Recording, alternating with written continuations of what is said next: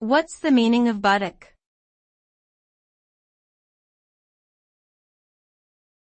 Buttock.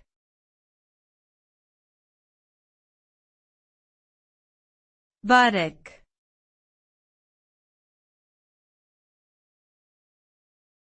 Buttock.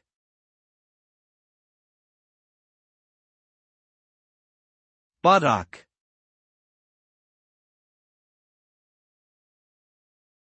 The term buttock refers to the fleshy area located at the back of the human body between the waist and the thighs. The buttocks are formed by the gluteal muscles, which play an important role in walking, running, and various other physical activities. In addition to their functional significance, the buttocks are also often considered a symbol of beauty and sexuality in many cultures, and are frequently featured in art, fashion, and popular media.